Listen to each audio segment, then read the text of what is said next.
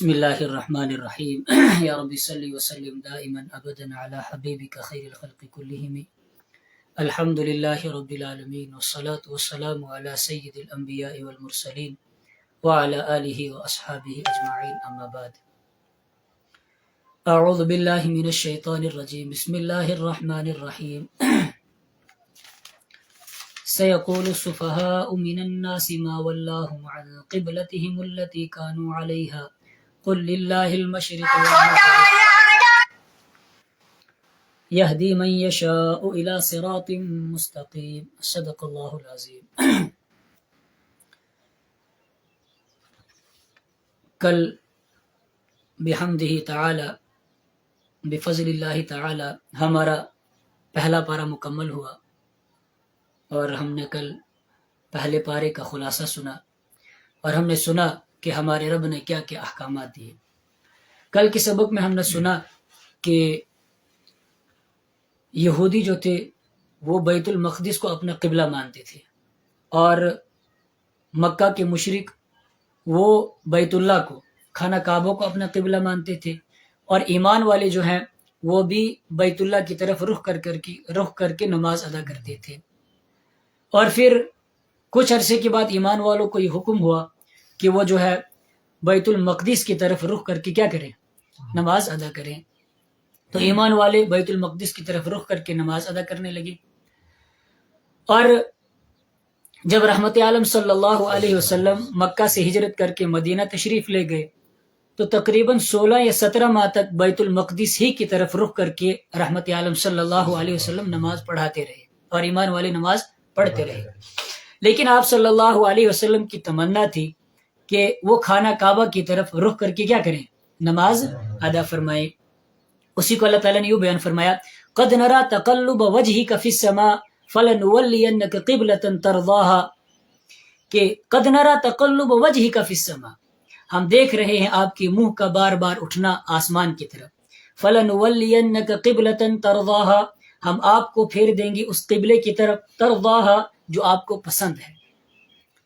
تو رحمت عالم صلی اللہ علیہ وسلم کی چاہت بھی تھی کہ میں خانہ کعبہ کی طرف رخ کر کے کیا کروں، نماز ادا کروں. تو اللہ رب العزت نے حکم دیا فولی وجہک شطر المسجد الحرام، آپ اپنا چہرہ مسجد حرام کی طرف پھیر لیجیے. جب اللہ رب العزت نے آپ صلی اللہ علیہ وسلم کو یہ حکم دیا کہ آپ جو اپنا چہرہ کہاں کی طرف پھیر لیں، مسجد حرام یعنی خانہ کعبہ کی طرف رخ کر کے نماز ادا کریں، تو یہودیوں نے اعتراض کیا. یہودیوں نے کیا کیا، اعتراض کیا. یہودیوں نے اعتراض یہ کیا، انہوں نے کہا کہ یہ کیسے نبی ہیں، کبھی بیت المقدس کی طرف رخ کر کے نماز ادا کرتے ہیں اور کبھی جو ہے وہ خانہ کعبہ کی طرف رخ کر کے کیا کرتے ہیں، نماز ادا کرتے ہیں. تو یہودیوں کا اللہ رب العزت نے جواب دیا کیا، قل للہ المشرق والمغرب، آپ فرما دیجئے کہ مشرق بھی اللہ کا ہے اور مغرب بھی اللہ کا ہے. مشرق کا مالک بھی اللہ ہے اور مغرب کا مالک بھی اللہ ہے. تو جب مشرق کا مالک بھی اللہ ہے اور مغرب کا مالک بھی اللہ ہے تو وہ جس سمت کو بھی مقرر فرما دے اس کو اختیار ہے، اس کو کوئی پوچھنے والا نہیں ہے. وہ مالک ہے مشرق کا بھی اور مغرب کا بھی، تو جس سمت کو وہ مقرر فرما دے اس کو کوئی پوچھنے والا نہیں ہے، اس کو اختیار ہے. اس کے بعد پھر رحمت عالم صلی اللہ علیہ وسلم کے بعثت کے مقاصد کو بیان کیا، یعنی آپ صلی اللہ علیہ وسلم کو دنیا کے اندر اللہ رب العزت نے کیوں بھیجا اس کو بیان فرمایا. کما ارسلنا فیکم رسولا منکم یتلو علیکم آیاتنا ویزکیکم ویعلمکم الکتاب والحکمہ ویعلمکم ما لم تکونوا تعلمون. 4 مقاصد بیان فرمائے کہ آپ صلی اللہ علیہ وسلم کو کیوں بھیجا. ان کو بھیجنے کے 4 مقاصد. نمبر 1 ویعلمکم، یہ رسول یتلو علیکم آیاتنا، نمبر 1 کہ وہ قرآن کریم کی آیتیں پڑھ پڑھ کے تمہیں سنائیں گے، آیات کی تلاوت آیات. نمبر 2 وَيُزَكِّيكُمْ تزکیہ نفوس، دلوں کا تزکیہ، دلوں کو صاف کریں گے، دوسرا مقصد. تیسرا مقصد وَيُعَلِّمُكُمُ الْكِتَابَ، تیسرا مقصد بیان فرمایا تعلیم کتاب یعنی قرآن کریم کی تعلیم، والحکمت، اور چوتھا مقصد تعلیم حکمت. تو یہ 4 مقاصد بیان فرمائے آپ صلی اللہ علیہ وسلم کی بعثت کے. اور پھر اس کے بعد کیا فرمایا، اس کے بعد اسلام کے شعائر کو بیان فرمایا. اس کے بعد اسلام کے شعائر کو بیان فرمایا. کہاں سے، ان الصفا والمروۃ من شعائر اللہ فمن حج البیت او اعتمر فلا جناح علیہ ان یطوف بہما. کیا؟ ان الصفا والمروہ، بے شک صفا اور مروہ، من شعائر اللہ، یادگار خداوندی ہے. فمن حج البیت، تو جو شخص بیت اللہ کا حج کرے، او اعتمر یا عمرہ کرے، فلا جناح علیہ، تو کوئی گناہ نہیں ہے اس پر، ان یطوف بہما، کہ ان دونوں کے درمیان سعی کرے. کس کے؟ صفا اور مروہ کے درمیان سعی کرنے میں کوئی گناہ نہیں ہے. یہاں سے شاعر کو بیان کیا جا رہا ہے. شاعر کس کو کہتے ہیں؟ شاعر کہتے ہیں یہ شعیرتن کی جمع ہے، شعیرتن کی جمع، اور اس کے معنی آتے ہیں علامت. تو شعائر اسلام، اسلام کی علامتیں، اسلام کی پہچان. اصل میں زمانہ جاہلیت کے اندر صفا اور مروہ پر مشرکین نے بت رکھے ہوئے تھے. تو بت وہاں رکھے ہوئے تھے، تو جب ایمان والے وہاں سعی کرتے تھے تو ان کے دل میں شبہ پیدا ہوا کہ کہیں ہم بتوں کی پوجا تو نہیں کر رہے ہیں. تو اللہ رب العزت نے ان کی شبے کو دور کرنے کے لیے فرمایا کہ ان الصفا والمروہ، بے شک صفا اور مروہ من شعائر اللہ، یادگار خداوندی میں سے ہے، یہ شعائر اسلام میں سے ہے، اسلام کی علامتوں میں سے ہے، لہٰذا تمہیں شک اور شبہ نہیں کرنا چاہیے، تم سعی کرو، اس پر کوئی گناہ نہیں ہے. اور پھر آگے انما حرم علیکم المیتۃ والدم ولحم الخنزیر وما اہل به لغیر اللہ. مشرکین مکہ اپنی طرف سے کچھ چیزوں کو حلال کہتے تھے اور کچھ چیزوں کو حرام کہتے تھے. اللہ نے بتا دیا کہ حرام وہی ہے جس کو اللہ نے حرام قرار دیا ہے، جس کو اللہ نے حرام قرار دیا ہے وہی حرام ہے، تمہارا اس میں اعتبار نہیں ہوگا. جس کو اللہ نے حرام قرار دیا وہ حرام ہے، جس کو اللہ نے حلال قرار دیا وہ حلال ہے. یہاں پر کچھ چیزیں بیان فرمائی جن کو اللہ رب العزت نے حرام قرار دیا. کیا؟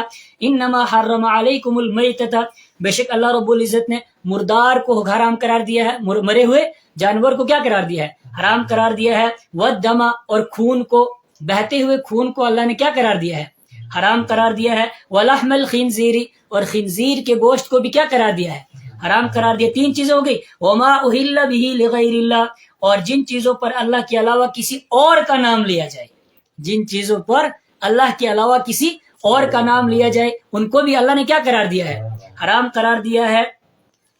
تو یہ چار چیزیں ہیں. اب رہی مشرکین مکہ کی بات کہ جن کو حرام قرار دیا وہ حرام، جس کو وہ حلال قرار دیا وہ حلال، ان کا اعتبار نہیں کیا جائے گا. جس چیز کو اللہ نے حرام قرار دیا وہی حرام مانی جائے گی، اس کے علاوہ اور کوئی چیز حرام نہیں مانی جائے گی. پھر آگے چل کر کے اللہ رب العزت نے قصاص کا مسئلہ بیان فرمایا. کس کا؟ قصاص. یا ایھا الذین آمنوا کتب علیکم القصاص فی القتل، اے ایمان والو تمہارے اوپر فرض قرار دیا ہے کس کو؟ قصاص کو. فی القتل، مقتولین میں. الحر بالحر، آزاد کے بدلے آزاد. والعبد بالعبد، غلام کے بدلے غلام. والانثى بالانثى، اور عورت کے بدلے میں عورت کو. کیا مطلب؟ یعنی اگر کوئی انسان کسی دوسرے آدمی کو قتل کر دے تو بدلے میں اس کو بھی کیا کیا جائے گا؟ قتل کیا جائے گا. اور برابری کا معاملہ ہوگا. کس چیز کا؟ برابری کا. آزاد ہے تو آزاد کے بدلے میں آزاد کو قتل کیا جائے گا، اور غلام کے بدلے میں غلام ہی کو قتل کیا جائے گا، اور عورت کے بدلے میں عورت ہی کو قتل کیا جائے گا. ایسا نہیں کہ آزاد نے قتل کیا اس کے بدلے میں کسی غلام کو قتل کیا جائے، ایسا نہیں ہو سکتا. برابری کا معاملہ کیا جائے گا. آزاد کے بدلے میں آزاد، غلام کے بدلے میں غلام، اور عورت کے بدلے میں عورت ہی کو قتل کیا جائے گا. لیکن آگے فرمایا فمن عفی لہ من اخیہ شیء فاتباع بالمعروف واداء الیہ باحسان. اگر ایک آدمی نے دوسرے آدمی کو قتل کیا، اب جس آدمی کو قتل کیا گیا ہے اس کے جو ورثہ ہیں، وارث جو ہیں، وہ اگر قتل کرنے والے کو معاف کر دے تو معافی مانی جائے گی. اسی کو فرمایا فمن عفی لہ من اخیہ شیء. تو اگر معافی مل گئی تو معافی ملنے کی وجہ سے قتل کی سزا سے تو بچ جائے گا، لیکن اس کے بدلے میں اس کو جرمانہ دینا پڑے گا، اس کو دیت دینی پڑے گی. فاتباع بالمعروف واداء الیہ باحسان. اب اس کو جائز طریقے سے مطالبہ کرنا ہے، خوش اسلوبی کے ساتھ اس کی دیت کا کیا کرنا ہے. جس آدمی کو قتل کیا گیا ہے، مقتول کے ورثہ کو جائز طریقے سے دیت کا کیا کرنا ہے؟ مطالبہ کرنا ہے. اب جو قاتل ہے اس کو بھی چپ کر کے وہ ادا کر دینا چاہیے، اس کے اندر کمی پیشی نہیں کرنی چاہیے. اب آگے بیان فرمایا کہ قصاص کا جو بدلے میں قتل کیا جائے اس کا فائدہ کیا ہے. تو اللہ نے فرمایا وَلَكُمْ فِي الْقِصَاصِ حَيَاةٌ يَا أُولِي الْأَلْبَابِ، او عقل والو اس میں تمہارے لیے حیات ہے، زندگی ہے. کیسے؟ ایک آدمی کو قتل کیا جا رہا ہے، قتل کے بدلے میں قتل کیا جا رہا ہے، تو زندگی کیسے؟ فرمایا ہاں. کہا کیسے؟ کہ اگر ایک آدمی کو قتل کیا جائے گا تو جو قتل کرنے والا ہے اس کو ڈر ہوگا کہ اگر میں نے کسی کو قتل کیا تو بدلے میں کیا کیا جائے گا؟ مجھے بھی قتل کیا جائے گا. اب وہ کسی کو قتل کرنے سے کیا کرے گا؟ پرہیز کرے گا، بچے گا. تو جب قتل کرنے والا بچ گیا، اس نے قتل ہی نہیں کیا، تو بدلے میں اس کو قتل نہیں کیا، تو قتل کرنے والا بھی بچ جائے گا، اور جس کو قتل کیا جانا تھا وہ بھی کیا کرے گا؟ وہ بھی بچ جائے گا.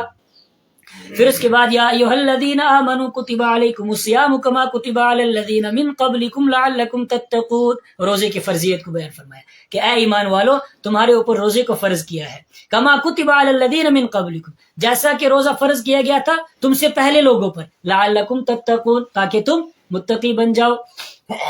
یہاں سے روزے کی فرضیت کو بیان کیا جا رہا ہے، اور روزے کے جو احکام اور مسائل ہیں ان کو تفصیل کے ساتھ بیان کیا جا رہا ہے. میں مختصر عرض کرتا ہوں، یہ جو روزہ فرض کیا، فرمایا کہ یہ جو روزہ تم پر فرض کیا جا رہا ہے یہ تمہارے اوپر ہی فرض نہیں کیا جا رہا، بلکہ تم سے پہلے جتنی بھی امتیں آئی ہیں، جتنی بھی قومیں آئی ہیں، ان تمام پر یہ روزہ کیا تھا؟ فرض کیا گیا تھا. اور روزے کا فائدہ کیا؟ لعلکم تتقون، تاکہ تم متقی بن جاؤ. متقی کس کو کہتے ہیں؟ پرہیزگار کو. ایمان قرآن کریم کے اندر اس کی ایک دو صفتیں بیان فرمائی، تتجافا جنوبہم عن المضاجع یدعون ربہم خوفا وطمعا، کہ متقی وہ ہے جس کا پہلو بستر سے کیا رہتے ہیں؟ الگ رہتے ہیں، دور رہتے ہیں. تو کرتے کیا ہے؟ یدعون ربہم خوفا وطمعا، اپنے رب سے دعا کرتے ہیں. وبالاسحار هم یستغفرون الذین یبیتون لربہم سجدا وقیاما، بستروں سے الگ رہتے ہیں تو پھر کرتے کیا ہے؟ رات بھر اللہ کی عبادت کرتے ہیں. کوئی رکوع کے اندر ہوتا ہے تو کوئی سجدے کے اندر ہوتا ہے. وبالاسحار هم یستغفرون، اور سحری کے وقت میں وہ کیا کرتے ہیں؟ اللہ سے استغفار کرتے ہیں کہ ربا جس طرح عبادت کرنی تھی، عبادت کرنے کا جو حق تھا وہ ہم سے ادا نہیں ہو سکا. تو روزے کا مقصد ہے لعلکم تتقون، تاکہ تم متقی بن جاؤ. اور پھر اس کے بعد روزے دار جو ہے اگر مسافر ہو یا کوئی بندہ بیمار ہو تو اس کے روزے رکھنے یا نہ رکھنے کے بارے میں کیا تفصیل اس کو بیان فرمایا ہے.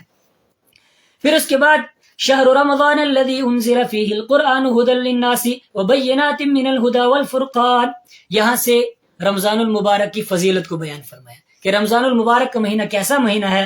الذي انزل فيه القرآن، جس کے اندر قرآن کو نازل کیا گیا ہے، قرآن اترا اس مہینے کے اندر.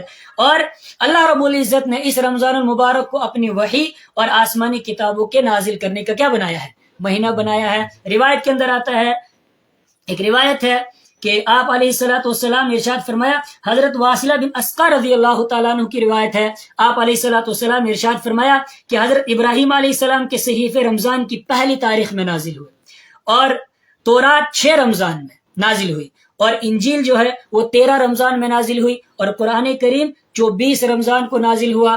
تو قرآن کریم بھی اس مبارک مہینے میں نازل ہوا، اور پھر دیگر کتابیں جو آسمانی کتابیں ہیں وہ بھی اس مبارک مہینے کے اندر نازل ہوئی ہیں. اور پھر اس کے بعد وَإِذَا سَأَلَكَ عِبَادِي عَنِّي فَإِنِّي قَرِيبٌ أُجِيبُ دَعْوَةَ الدَّاعِ إِذَا دَعَانِ فَلْيَسْتَجِيبُوا لِي وَلْيُؤْمِنُوا بِي لَعَلَّهُمْ يَرْشُدُونَ، کہ اذا سألک عبادی، جب پوچھیں، اللہ فرما رہے کہ میرے حبیب جب آپ سے میرے بندے میرے بارے میں پوچھیں تو فإنی قریب، تو ان سے کہنا کہ میں بہت قریب ہوں، میں نزدیک ہوں. اجیب دعوت الداعی، جب مجھے کوئی بلاتا ہے تو میں اس کی دعا کو قبول کرتا ہوں. فلیستجیبوا لی ولیؤمنوا بی، تو تم کو چاہیے کہ تم مجھ ہی پر ایمان لاؤ اور مجھ ہی سے کیا کرو؟ دعا مانگو. دیکھو اس سے پہلے روزے کا بیان آیا، روزے کا بیان تھا نا، رمضان روزے کی فرضیت کا بیان، اور پھر اس کے بعد یہ رمضان المبارک کی فضیلت کو بیان فرمایا. یہاں سے اللہ رب العزت اپنی شفقت اور مہربانی کا تذکرہ فرما رہے ہیں کہ اے میرے بندو، تم پر جو میں نے احکام نافذ کیے ہیں، تمہیں جو احکام دیے ہیں ان کو مکمل کرنے میں، ان پر عمل کرنے میں اگر تم پر کوئی دشواری ہو، تمہیں کوئی مشقت اور پریشانی تھوڑی بہت اٹھانی پڑے تو کوئی بڑا مسئلہ نہیں ہے. کیوں؟ میں بہت قریب ہوں. جب تم مجھ سے مانگا کرو، جب تمہیں کوئی مشقت اور پریشانی ہو تو مجھ سے کیا کرو؟ دعا کیا کرو، مجھ سے مانگا کرو، میں تمہاری دعاؤں کو کیا کروں گا؟ قبول کروں گا. اور اس آیت سے اشارتاً یہ بھی معلوم ہوا کہ روزے کے بعد اور خصوصاً افطار کے وقت کی جو دعا ہوتی ہے اللہ رب العزت اس کو کیا کرتے ہیں؟ قبول فرماتے ہیں. اس لیے افطار کے وقت، خاص افطار کے وقت بہت زیادہ دعاؤں کا کیا کرنا چاہیے؟ اہتمام کرنا چاہیے، کثرت سے انسان کو دعائیں مانگنی چاہیے. اور پھر اس کے بعد الحج اشہر معلومات، حج کا بیان کہ حج کے چند مہینے معلوم ہیں. حج اسلام کے بنیادی ارکان میں سے ایک اہم رکن ہے. اسلام کے 5 ارکان ہیں نا، 5 ارکان میں سے ایک رکن کیا ہے؟ حج بھی ہے. تو فرمایا حج میں 2 رکن ہیں. کتنے رکن ہیں؟ حج کے اندر 2 رکن ہے. نمبر 1 وقوف عرفہ اور نمبر 2 طواف زیارت. نمبر 1 وقوف عرفہ، نمبر 2 طواف زیارت. اور 5 دنوں میں 5 مقامات پر 7 عبادتوں کے کرنے کا نام کیا ہے؟ حج ہے. 5 دنوں کے اندر 5 مقامات پر 7 عبادتوں کے کرنے کا نام کیا ہے؟ حج ہے. حج کے 5 دن کون کون سے ہیں؟ نمبر 1 8 9 10 11 اور 12 ذی الحجہ. 8 ذی الحجہ، 9 ذی الحجہ، 10 ذی الحجہ، 11 ذی الحجہ اور 12 ذی الحجہ. یہ 5 دن ہیں حج کے. اور پھر جن مقامات پر حج کیا جاتا ہے وہ کون کون سے ہیں؟ 5 مقامات: بیت اللہ، صفا مروہ اور مینا، مزدلفہ اور عرفات. یہ 5 مقامات ہیں جن میں حج کیا جاتا ہے. اور 7 عبادتیں کیا ہیں؟ نمبر 1 احرام، نمبر 2 طواف، نمبر 3 سعی کرنا، اور نمبر 4 وقوف عرفہ، اور نمبر 5 رمی، شیطان کو جو پتھر کنکر مارے جاتے ہیں رمی، اور نمبر 6 قربانی، اور نمبر 7 حلق یا قصر. حلق یا قصر، بالوں کو بالکل گنجا کر دینا یا پھر تھوڑے تھوڑے کاٹ دینا. تو یہ ہیں حج کے یہ عبادتیں. 5 دنوں کے اندر 5 مقامات پر 7 عبادتیں کرنی ہے، اسی کا نام کیا ہے؟ حج ہے. اور پھر اس کے بعد وَمَن يَرْتَدِدْ مِنْكُمْ عَنْ دِينِهِ فَيَمُتْ وَهُوَ كَافِرٌ فَأُولَٰئِكَ حَبِطَتْ أَعْمَالُهُمْ فِي الدُّنْيَا وَالْآخِرَةِ وَأُولَٰئِكَ أَصْحَابُ النَّارِ هُمْ فِيهَا خَالِدُونَ. یہاں سے مرتد ہونے والوں کی سزا کو بیان فرمایا. یعنی ایک آدمی ایمان والا ہے، مسلمان ہے، پھر وہ مسلمان ایمان کو چھوڑ کر کے کفر کے اندر چلا جائے، ایمان کو چھوڑ دے اور مرتد ہو جائے، کافر ہو جائے، اس کی سزا کو بیان فرمایا. وَمَن يَرْتَدِدْ مِنْكُمْ عَنْ دِينِهِ، جو پھر جائے تم میں سے اس کے اپنے دین سے، فَيَمُتْ، اور پھر وہ مر گیا، وَهُوَ کافر، وہ کیا ہے؟ کفر کی حالت میں مرے گا. فَأُولَٰئِكَ حَبِطَتْ أَعْمَالُهُمْ فِي الدُّنْيَا وَالْآخِرَةِ، تو دنیا کے اندر بھی اس کے اعمال ضائع ہو گئے اور آخرت کے اندر بھی اس کے اعمال ضائع ہو گئے. دنیا میں ضائع ہونے کا کیا مطلب ہے؟ کہ اس کی بیوی اس کے نکاح سے نکل گئی. نمبر 2 حالت اسلام میں جو کچھ بھی اس نے نیک عمل کیے تھے، روزہ رکھا تھا، نماز پڑھی تھی، جو کچھ بھی کیا تھا وہ سارا کا سارا کل عدم ہو گیا، جیسے کہ کیا ہی نہیں تھا. اور مرنے کے بعد نماز جنازہ بھی اس کی نہیں پڑھی جائے گی. اسی طرح مسلمانوں کے مقبرے میں، مسلمانوں کے قبرستان میں اس کو دفن نہیں کیا جائے گا. اور آخرت میں اعمال ضائع ہونے کا کیا مطلب ہے؟ کہ عبادت کا ثواب اس کو آخرت میں، یعنی اگر آدمی کوئی نماز پڑھتا ہے تو آخرت میں اس کو کیا ملتا ہے؟ ثواب ملتا ہے. نماز پڑھتا ہے تو آخرت میں اس کا ثواب ملتا ہے. تو ان تمام کاموں کا، ان تمام عبادتوں کو اس کو آخرت میں ثواب نہیں ملے گا، اور ہمیشہ ہمیش کے لیے کہاں رہے گا؟ جہنم کے اندر جلتا رہے گا. اور پھر اس کے بعد الطلاق مرتان فامساک بمعروف او تسریح باحسان. اس کے بعد طلاق کے مسئلے کو بیان فرمایا. طلاق کی 3 قسمیں: طلاق رجعی، طلاق بائن اور طلاق مغلظہ.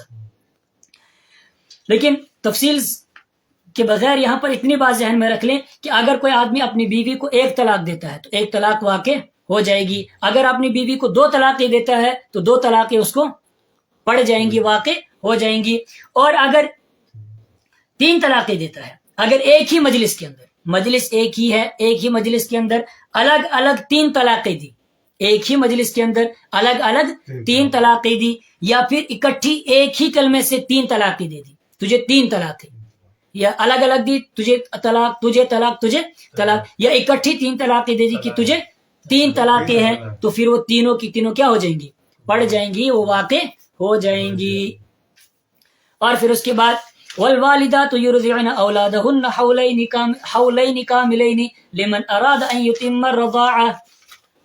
یہاں سے آگے جو ہے وہ بچوں کے دودھ پینے کے مسئلے کو بیان فرمایا کہ والوالدات یرضعن اولادهن، کہ مائیں اپنی اولاد کو دودھ پلائیں، حولین کاملین، مکمل 2 سال. کتنی دیر؟ 2 سال. لمن ارادہ، یہ مدت اس کے لیے ہے جو ان یتم الرضاعہ، جو شیر خارگی کی تکمیل کرنا چاہتے ہیں. یعنی ماں جو ہے اپنے بچے کو کب تک دودھ پلائے گی؟ 2 سال تک دودھ پلاتی رہے گی. اور اس میں مسئلہ یہ بیان فرمایا کہ اگر کوئی بچہ مدت رضاعت میں، یعنی 2 سال کے اندر اندر اگر کسی اجنبی عورت کا دودھ پی لیتا ہے، مدت رضاعت کے اندر اگر کوئی بچہ کسی اجنبی عورت کا کیا کر لیتا ہے؟ دودھ پی لیتا ہے، تو وہ اس کا رضاعی بیٹا بن جائے گا. کیا بن جائے گا؟ رضاعی بیٹا بن جائے گا. اور یہ عورت، اجنبی عورت، اس کے لیے رضاعی ماں بن جائے گی. اور پھر جس طرح حقیقی نسب کے رشتے حرام ہیں، اسی طرح رضاعی بیٹے کی وجہ سے بھی رشتے کیا ہو جائیں گے؟ حرام ہو جائیں گے. اور پھر اس کے بعد والذین یتوفون منکم ویذرون ازواجا یتربصن بانفسہن 4 اشہر وعشرا، یہاں سے عورت کی عدت کے مسئلے کو بیان فرمایا کہ وہ عورت جس کو طلاق ہوئی ہو وہ بھی عدت گزارے گی، اور یا وہ عورت جس کا شوہر مر گیا ہو، انتقال کر گیا ہو، ان دونوں صورتوں میں عورت پر کیا ہوتی ہے؟ عدت لازم ہوتی ہے۔ اب وہ عورت جو مطلقہ ہے، جس کو طلاق ہوئی ہے، مطلقہ عورت یعنی جس کو طلاق ہوئی ہے، اس کی عدت کیا ہے؟ اس کی عدت یہ ہے کہ اگر وہ جو منتھلی جو پیریڈ آتا ہے عورت کو، جو اس کے مخصوص ایام ہوتے ہیں، عذر کے ایام ہوتے ہیں، اگر عورت وہ ہے کہ اس کو منتھلی پیریڈ آتا ہے تو پھر اس کی عدت جو ہے وہ 3 پیریڈ ہے۔ کتنے پیریڈ؟ 3 پیریڈ ہے۔ اور اگر کسی عذر کی بنا پر اس کو پیریڈ نہیں آتا ہے، وہ مخصوص ایام اس کے نہیں آتے ہیں، تو پھر اس کی عدت جو ہے وہ 3 مہینے ہے۔ کتنی ہے؟ 3 مہینے ہے۔ اور اگر ایک عورت مطلقہ عورت وہ جو حاملہ ہے، کیا ہے؟ حاملہ ہے، تو پھر اس کی عدت وضع حمل ہے، یعنی اس کی عدت تب تک رہے گی جب تک وہ بچے کو نہ جنم دے۔ اور پھر دوسری وہ عورت جس کا شوہر مر گیا ہے، جس کا شوہر انتقال کر گیا ہے، اگر وہ حاملہ نہیں ہے تو اس کی عدت 4 مہینے اور 10 دن ہے۔ لیکن اگر وہ عورت حاملہ جس کا شوہر انتقال کر گیا ہے، اگر وہ عورت حمل سے ہے، حاملہ اس کے پیٹ میں بچہ ہے، تو پھر اس کی عدت کیا ہوگی؟ وضع حمل، یعنی بچے کی پیدائش، یعنی جب بچہ پیدا ہوگا تو اس وقت اس کی عدت ختم ہوگی۔ اور پارے کے اخیر میں حضرت طالوت کا ذکر فرمایا، حضرت طالوت رضی اللہ تعالیٰ عنہ کا ذکر فرمایا، فلما فصل طالوت بالجنود، حضرت طالوت جو کہ حق کے نمائندے تھے اور جالوت جو کہ کفر کا نمائندہ تھا، ان دونوں کی آپس میں جنگ ہوئی۔ طالوت جو جالوت تھا وہ کافر تھا، جالوت کے پاس ایک بہت بڑی منظم فوج بھی تھی اور سب کچھ اس کے پاس، طاقت بھی ہے اس کے پاس، فوج بھی ہے، سب کچھ اس کے پاس ہے۔ اور ادھر سے حضرت طالوت، جالوت کے پاس تو سب کچھ ہے، ادھر سے حضرت طالوت رضی اللہ تعالیٰ عنہ ہے، ان کے پاس فوج بھی بہت کم ہے اور طاقت بھی کچھ خاص نہیں ہے، لیکن اس کے باوجود اللہ رب العزت نے ان کو فتح نصیب فرمائی، اور جو جالوت تھا اس کو کیا دی؟ شکست دی۔ اور اللہ نے ایک ضابطہ بیان فرما دیا، کم من فئۃ قلیلۃ غلبت فئۃ کثیرۃ باذن اللہ، کہ کتنی جماعتیں ہیں جو طاقت میں کمزور ہوتی ہیں اور تعداد میں بھی کم ہوتی ہیں، غلبت فئۃ کثیرۃ باذن اللہ، مگر وہ ان جماعتوں پر غالب آ جاتی ہیں جو کہ تعداد میں زیادہ ہوتی ہیں اور طاقت میں بھی کیا ہوتی ہیں؟ زیادہ ہوتی ہے، طاقت میں بھی زیادہ ہوتی ہیں اور تعداد کے اعتبار سے بھی زیادہ ہوتی ہے، مگر یہ غالب کس اعتبار سے ہوتی ہے؟ باذن اللہ، جو انہوں نے اللہ کی فرما برداری کی ہوتی ہے، اللہ کی اطاعت کی ہوتی ہے، اس فرما برداری اور اللہ کی اطاعت کی وجہ سے اللہ رب العزت ان کو کیا کرتا ہے؟ ان کو فتح نصیب فرماتا ہے اور ان کو غلبہ نصیب فرماتا ہے۔ اللہ تعالی ہمیں بھی اپنی ذات پر بھروسہ کرنے کی توفیق نصیب فرمائے۔ وآخر دعوانا ان الحمد للہ رب العالمین۔